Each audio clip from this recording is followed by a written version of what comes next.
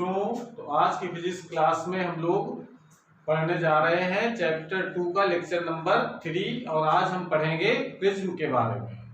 तो प्रिज्म किसे कहते हैं और प्रिज्म से प्रकाश का अपवर्तन कैसे होता है, ये सब कुछ हम आज के लेक्चर में पढ़ेंगे। तो पहले इसकी परिभाषा लिख लेंगे, फिर इसको हम चित्र में समझेंगे कौन सी चीज कहां पर होती है प्रिज्म। ठीक है, तो पहले परिभाषा लिखें इसकी। एक ऐसा पारदर्शी माध्यम जो किसी कोण पर झुके दो समतल पृष्ठों से घिरा होता है,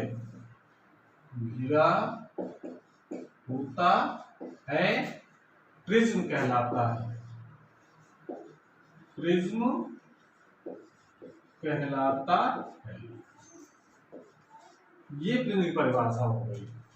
एक ऐसा पारदर्शी माध्यम जो किसी कोण पर झुके दो समतल पृष्ठों से घिरा होता है। ठीक है, इसकी परिभाषा हम लोग इस प्रकार से लिख सकते हैं कि प्रिज्म एक ऐसा पारदर्शी माध्यम है जो किसी कोण पर झुके दो समतल पृष्ठों से घिरा होता है।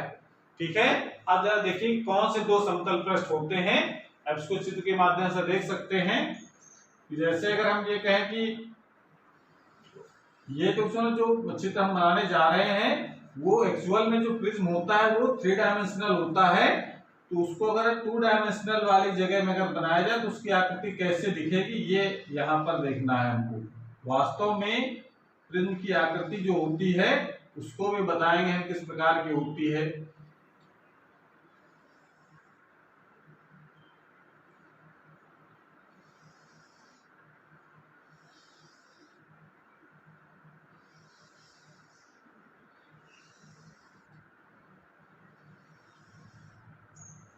इसमें ये जो दिख रहा है आयताकार पृष्ठ, इसको हम समतल पृष्ठ कह रहे हैं।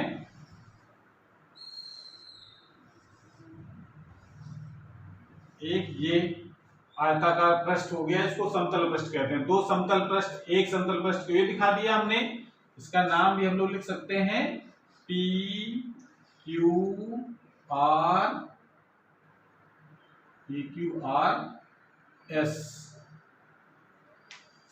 PQRS ये एक समतल पृष्ठ हो गया। दूसरा समतल पृष्ठ कौन सा है, ये वाला।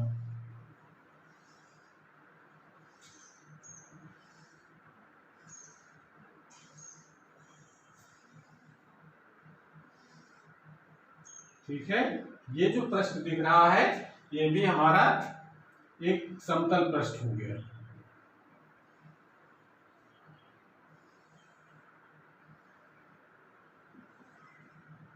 ठीक, तो इसमें PQRS और इसमें हम लोग लिख सकते हैं और नाम लिख लेते हैं कोनों के, PQRS T और E। तो इसमें दो समतल पृष्ठ कौन से हो गए, PQRS एक समतल पृष्ठ हो गया। दूसरा पृष्ठ कौन सा हो गया, RUTS ये समतल पृष्ठ हो गया।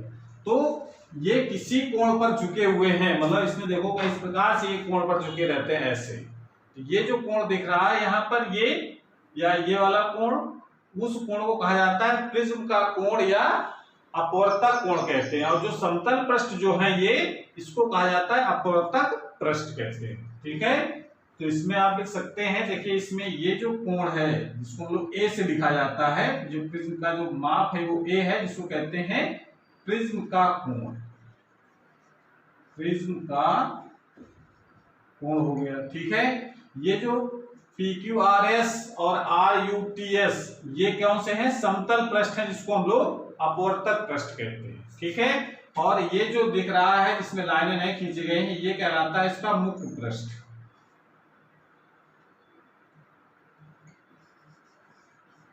ये क्या है, मुख्य पृष्ठ। तो इसमें हम लोग लिख सकते हैं कि एक ऐसा पारदर्शी माध्यम जो किसी कोण पर झुके दो समतल पृष्ठों से घिरा होता है प्रिज्म कहलाता है। दो समतल पृष्ठों को, यानी दोनों समतल पृष्ठों को अपवर्तक पृष्ठ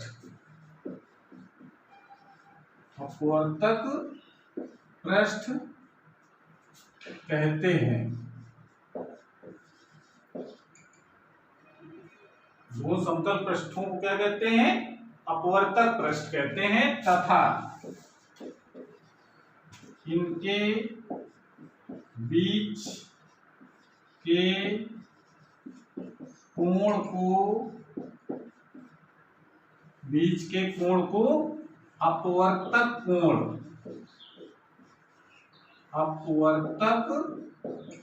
कोण या उसको प्रिज्म का कोण भी कहते हैं, प्रिज्म का कोण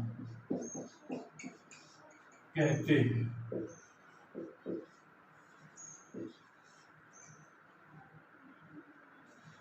ठीक है, तो इसका आप यहां लिख सकते हैं कि कौन से हमारे अपवर्तक पृष्ठ हैं, PQRS तथा समतल पृष्ठ, PQRS समतल पृष्ठ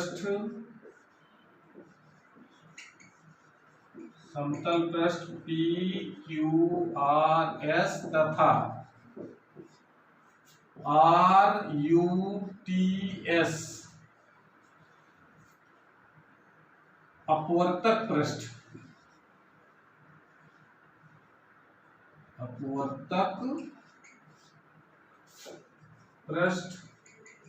हैं तथा कोण A प्रिज्म का कोण। इस चित्र की सहायता से हम लोग ये बात लिख सकते हैं। ठीक है, तो इस प्रकार से ये तो क्लियर हो गया कि प्रिज्म दो समतल पृष्ठों से घिरा होता है। वो समतल पृष्ठ हमने यहाँ पर दिखाए हैं, ये वाला एक समतल पृष्ठ और ये वाला समतल पृष्ठ, दोनों कैसे हैं, किसी कोण पर झुके हैं ऐसे। ठीक है, तो ऐसी आकृति को कहते हैं प्रिज्म, और इस प्रिज्म से प्रकाश का अपवर्तन कैसे होता है ये हमको सीखना है। ठीक है, इसको नोट कर लें।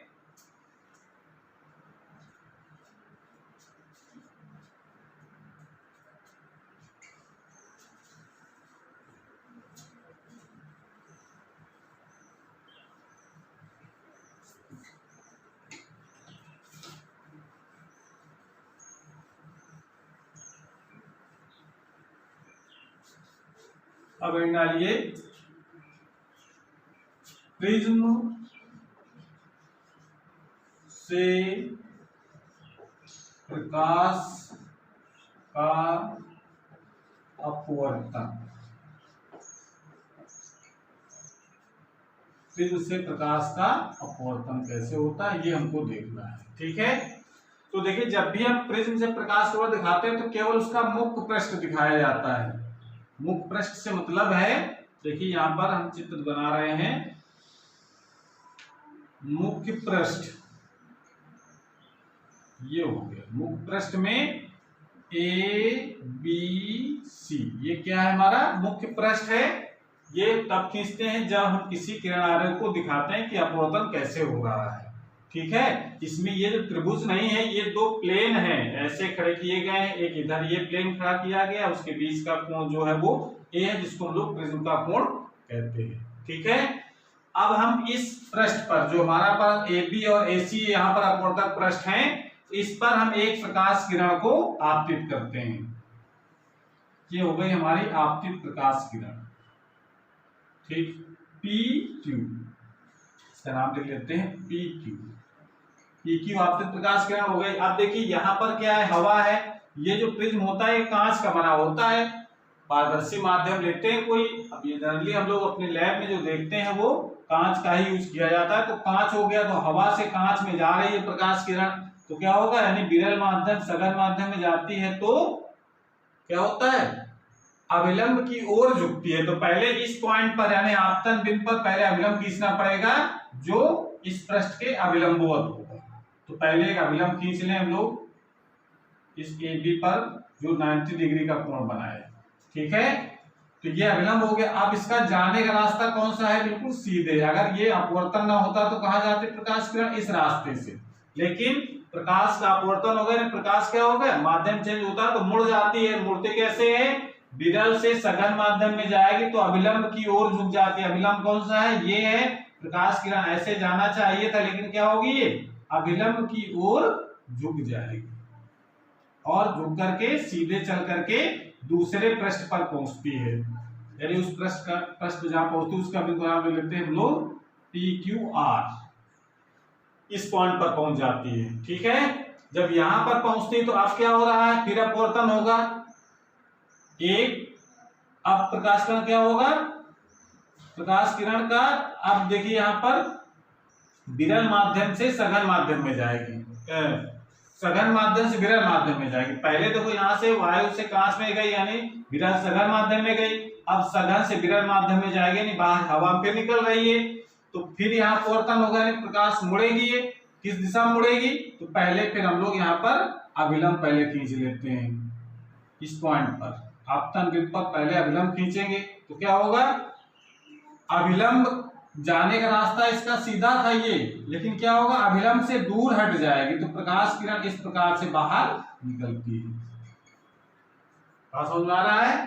तो इस प्रकार से प्रकाश किरण को हम बाहर निकालेंगे PQRS, यानी आपतित किरण हमारी है PQ और अपवर्तित किरण कौन सी हो जाएगी हमारी QR, और ये कहलाती है निर्गत प्रकाश किरण। तो इसको लिख सकते हैं, नाम भी लिख लीजिए ये PQ क्या है, ये आपतित प्रकाश।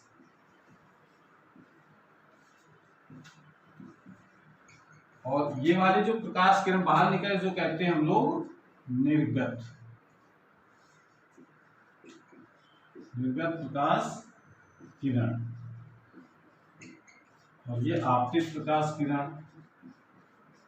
और जो बीच में रहती है QR जो प्रकाश किरण दिख रहा है, इसको हम लोग कहते हैं अपवर्तित प्रकाश किरण कहते हैं, ठीक है। तो इसमें हम प्रकाश का अपवर्तन इस प्रकार से दिखाते हैं। अब देखो इसमें होता क्या है कि अगर ये आपतित किरण को आगे बढ़ाए, जो हमने डॉटेड बढ़ाया है, और निर्गत किरण को पीछे बढ़ाते हैं तो ये दोनों यहां पर कट कर जाती हैं। इस पॉइंट का नाम लिख लेते हैं हम लोग D पॉइंट। तो इस D पॉइंट में, इस पॉइंट का नाम लिख लिया। इस D पॉइंट पर ये जो कोण बनता है इसको कहा जाता है विचलन कोण कहते हैं, ठीक है। विचलन कोण की परिभाषा अगर पूछे तो कैसे लिखेंगे हम लोग, आपतित किरण तथा निर्गत किरण के बीच बने कोण को विचलन कोण कहते हैं। तो पहले तो हम इस चित्र के बारे में लिख लेते हैं, थोड़ी इस भाषा का अपवर्तन कैसे हुआ है, ठीक है।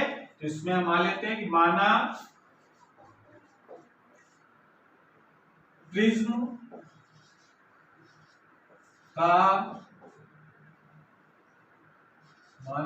का मुख्य पृष्ठ ABC है, जिस पर एक प्रकाश किरण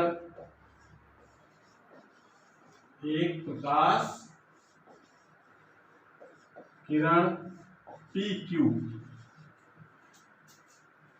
अपवर्तक पृष्ठ AB पर आपतन कोण मान लेते हैं हम लोग, ये आपतन कोण I, AB पर आपतन कोण I पर आपतित होती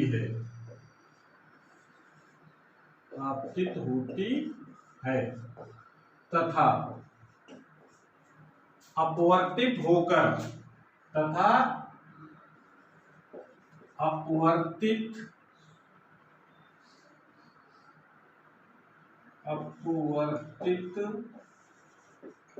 होकर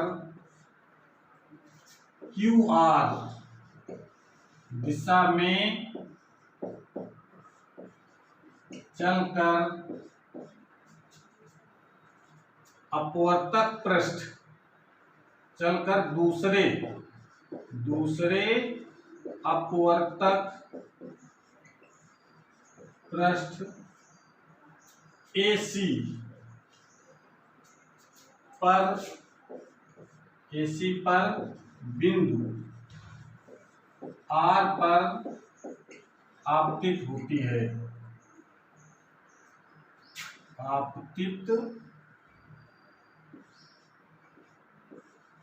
आपतित होती है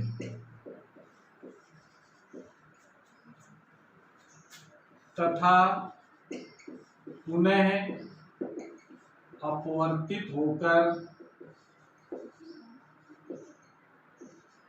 अपवर्तित होकर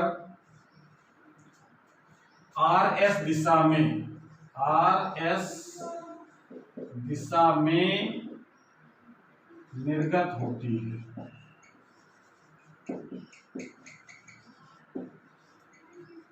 इस चीज को हम लोग इस प्रकार से लिख सकते हैं, जो यहाँ पर अपवर्तन की घटना हुई है। ठीक है, ये किनारे खींचने की प्रैक्टिस करनी है। पहले PQ रेखा खींचेंगे, यानी आपतित किरण हो गई। Q बिंदु पर अभिलंब खींचेंगे। प्रकाश किरण जो कि वायु से कांच में जा रही है तो अभिलंब की ओर झुक जाएगी। सीधा जाने का रास्ता ये था, थोड़ी सी अभिलंब की तरफ झुक जाती है, अभिलंब हमारा है। उसके बाद सीधा चल करके दूसरे पृष्ठ पर पहुंचती है, फिर अपवर्तन होगा, यानी कांच से वायु में जाएगी, यानी सघन से विरल माध्यम में जाएगी तो अभिलंब से दूर हट जाएगी। जाने का रास्ता कैसा था इसका, ये ऐसे, इससे और दूर हट जाएगी। जो अभिलंब ये है तो इससे दूर हट जाती है और, ठीक है, इस प्रकार से बाहर निकलती है। तो ऐसे हम अपवर्तन को दिखा सकते हैं। ठीक है, दूसरी इसमें पॉइंट और आता है कि विचलन कोण किसे कहते हैं। हेडिंग लगा सकते हैं हम लोग, विचलन कोण।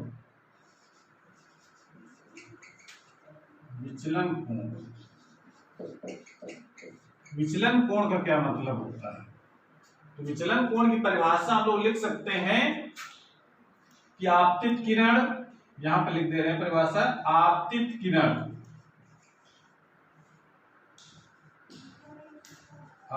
किरण तथा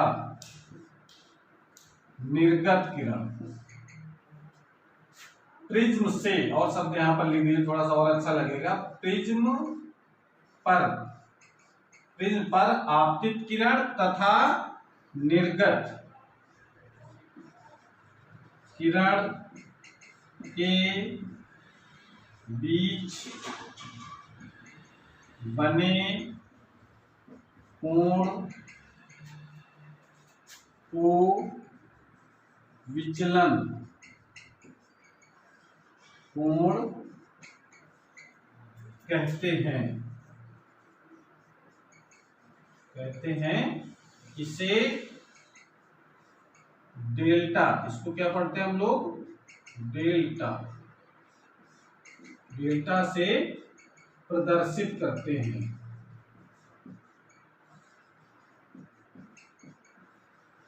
तो ये चित्र में दिख रहा है, ये आपतित किरण हो गए, इसको सीध में आगे बढ़ाएं, और निर्गत किरण ये इसके सीध में पीछे की तरफ बढ़ाएं, तो इसके यहां पर जो कोण बनता है आपतित किरण और निर्गत किरण के बीच का कोण, ये कहलाता है विचलन कोण। ठीक है, इसको नोट कर लें पहले।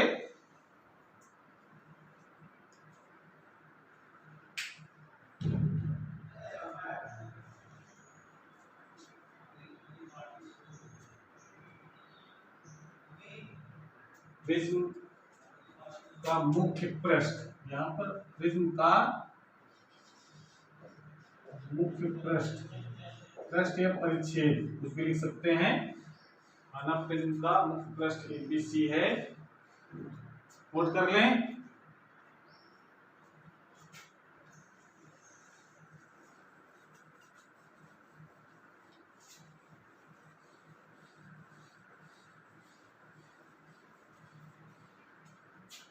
नैला से देखो, प्रिज्म इसमें पॉइंट को लिखने हैं कि जो विचलन कोण का मान है किन किन बातों पर निर्भर करता है। ठीक है, तो इसमें लिख सकते हैं विचलन कोण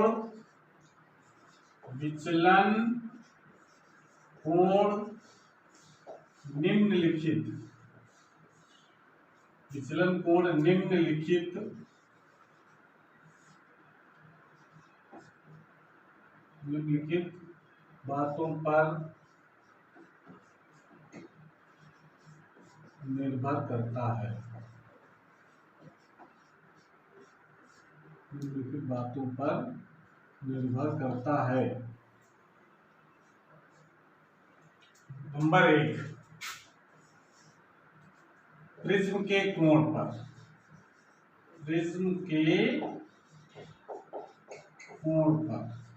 नंबर 2, आपतन कोण पर।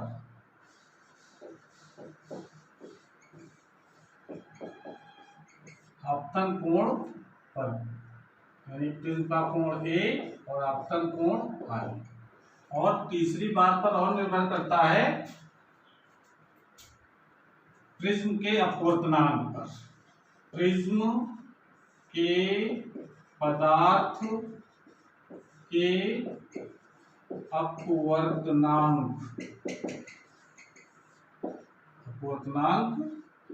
तो क्या लिखते हैं हम लोग, n से अपवर्तनांक पर। प्रिज्म के कोण पर, आपतन कोण पर और प्रिज्म के पदार्थ के अपवर्तनांक पर।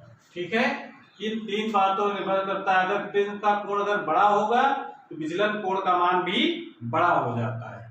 आपतन कोण का मान अगर बढ़ाते हैं तो यहाँ पर देखिए, आपतन कोण का मान अगर बढ़ाएंगे तो पहले शुरू विचलन कोण का मान घटता है और उसके बाद फिर और एक निश्चित मान के आने पर सबसे न्यूनतम हो जाता है। उसके बाद और अगर आपतन कोण का मान बढ़ाते हैं तो विचलन कोण का मान फिर बढ़ने लगता है।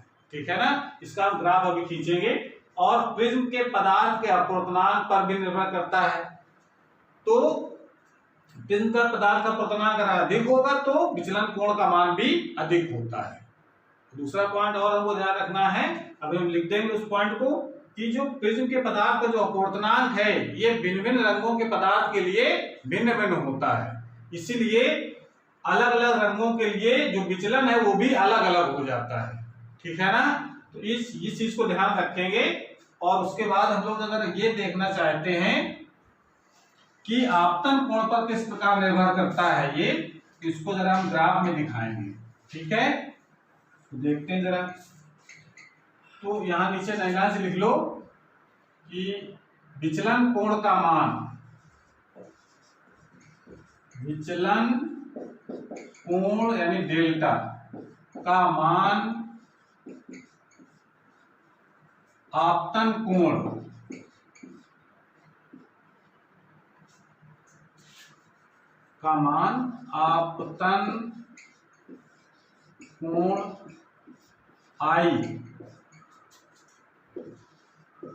आपतन कोण आई के बढ़ाने पर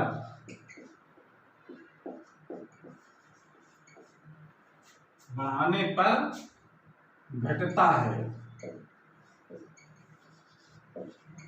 विचलन कोण का मान आपतन कोण आई के बढ़ाने पर बढ़ता है और बढ़ाने पर घटता है और एक निश्चित आपतन कोण के लिए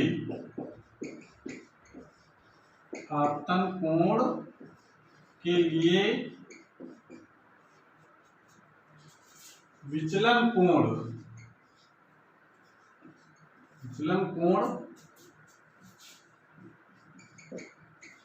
न्यूनतम हो जाता है।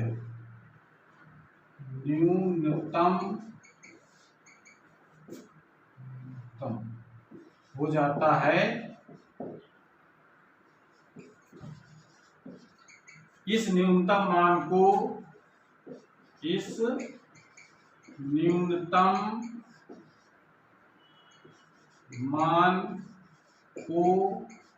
अल्पतम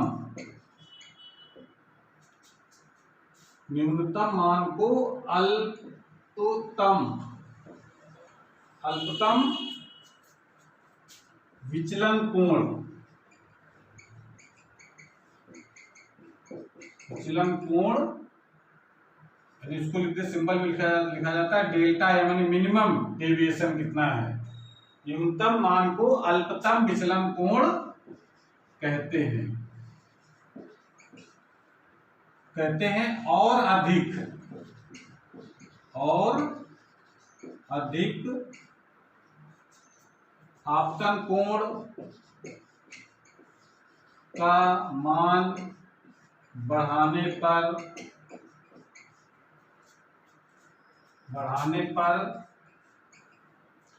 और अधिक आपतन कोण का मान बढ़ाने पर विचलन कोण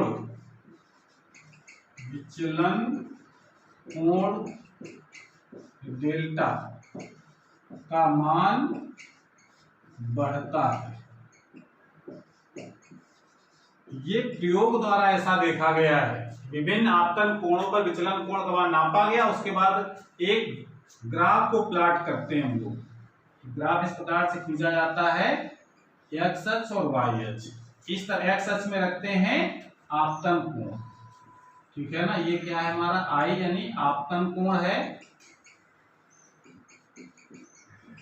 और इस तरफ रखते हैं विचलन कोण यानी डेल्टा। ये कौन सा कोण है, विचलन कोण है। अब देखिए आपतन कोण का मान अगर 0 से स्टार्ट करें तो क्या होता है, इसका ग्राफ इस प्रकार से स्टार्ट होता है। इसको ग्राफ को हम लोग इस प्रकार से दिखाते हैं,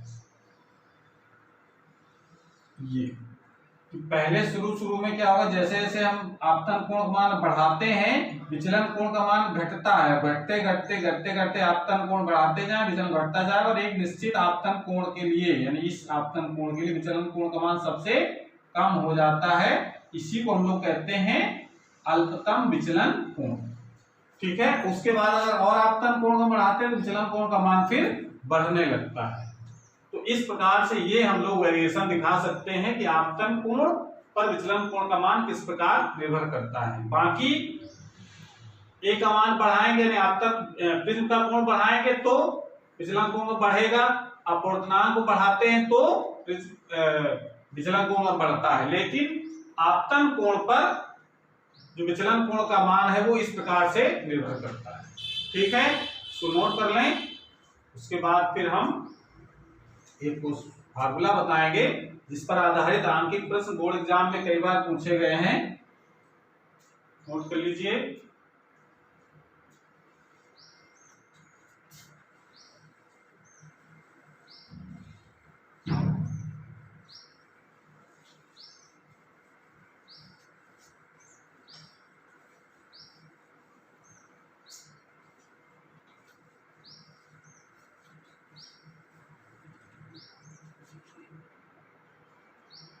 अब फार्मूला हमको लिखना है, यदि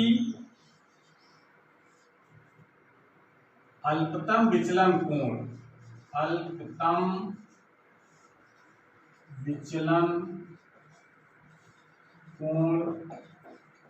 डेल्टा एम तथा प्रिज्म का कोण इसको हम लोग अपवर्तक कोण भी कहते हैं, ए है, तो प्रिज्म के पदार्थ का अपवर्तनांक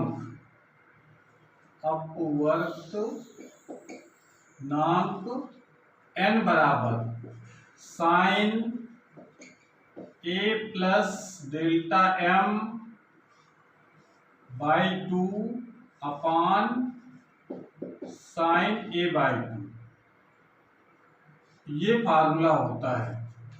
इसको हमको डायरेक्ट याद रखना है, इसका डेरिवेशन हमारे सिलेबस में नहीं है, जब आगे और कक्षाओं पढ़ेंगे तब इसका डेरिवेशन किया जाएगा। इसको डायरेक्ट याद रखेंगे कि अगर प्रिज्म का कोण मालूम है और अल्पतम विचलन कोण मालूम है, ठीक है ना, न्यूनतम विचलन कोण इसको कहते हैं, अगर मालूम है तो हम उस प्रिज्म के पदार्थ का अपवर्तनांक निकाल सकते हैं। ठीक है, इसको हम लोग Ang लिख सकते हैं यहाँ पर, हवा के सापेक्ष कांच का अपवर्तनांक। ठीक है, तो ये फार्मूला याद रखेंगे और इस पर आधारित अगर आपके प्रश्न अगर आता है तो कैसे करते हैं। तो जैसे अगर क्वेश्चन चार लिखो, एक यदि प्रिज्म का कोण, क्वेश्चन है एक प्रिज्म का कोण 60 अंश है, यदि प्रिज्म का कोण 60 अंश है तथा पीले रंग के लिए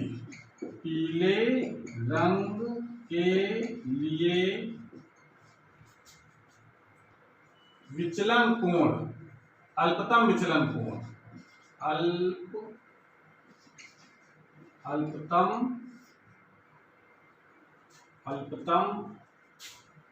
विचलन कोण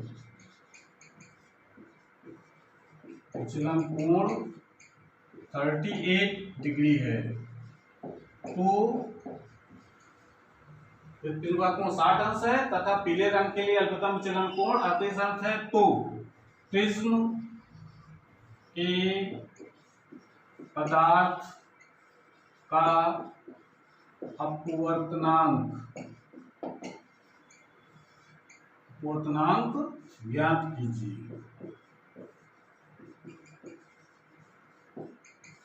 इसमें दिया है, क्वेश्चन में कुछ वैल्यू दे रखी हैं, दिया है,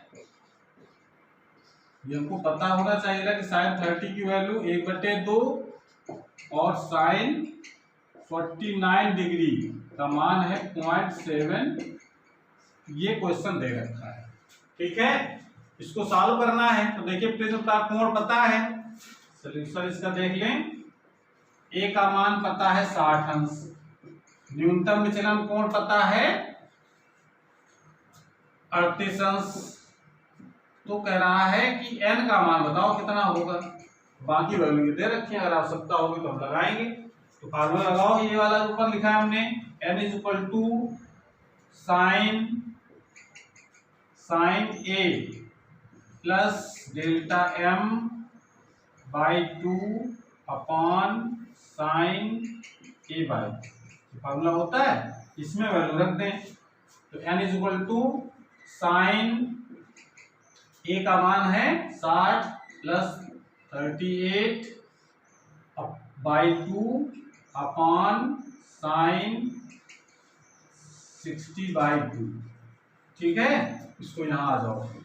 उसके बाद इसको सॉल्व करिए तो n = कितना हो जाएगा, sin ये 30 90 98 का आधा कितना हो गया 49। ठीक है, अपान sin 30 हो गया। ये sin 30 की वैल्यू पता है, ऊपर तो दी के sin 30 का मान भी दिया है और sin 49 का मान भी दे रखा है। तो कितना हो जाएगा, वैल्यू लगा दे। sin 49 का मान है 0.775 और sin 30 का मान है 1/2, 2 ऊपर चला जाएगा तो ये हो जाएगा 0.7 × 2, यानी इसको लिख सकते हैं 1.5। अपवर्तनांक का कोई मात्रक होता है, अपवर्तनांक का कोई मात्रक नहीं होता है, 1.5 ये अपवर्तनांक निकल आएगा। ठीक है, तो इस प्रकार से इस फार्मूले पर आधारित हम आगे के प्रश्नों को करते हैं। इनमें से देखो कितनी चीजें अननोन है हमारे पास, n, a और डेल्टा m। इसमें 3 में से कोई 2 चीजें दी होती हैं, तीसरी पूछता है। तो इस प्रकार से तमाम क्वेश्चन आपकी बुक में दे रखे हैं, उनकी आप प्रैक्टिस करेंगे। और आज की क्लास हमारी यहीं पर समाप्त होती है, शेष हम लोग अगली क्लास में पढ़ेंगे। अगर ये वीडियो अच्छा लगा हो तो लाइक जरूर करें, और चैनल को अभी तक सब्सक्राइब नहीं किया है तो चैनल को सब्सक्राइब भी करें, जिससे नए जो वीडियो अपलोड हो उसकी नोटिफिकेशन आपके पास पहुंच जाए। पढ़ाई करते रहिए। Thank you.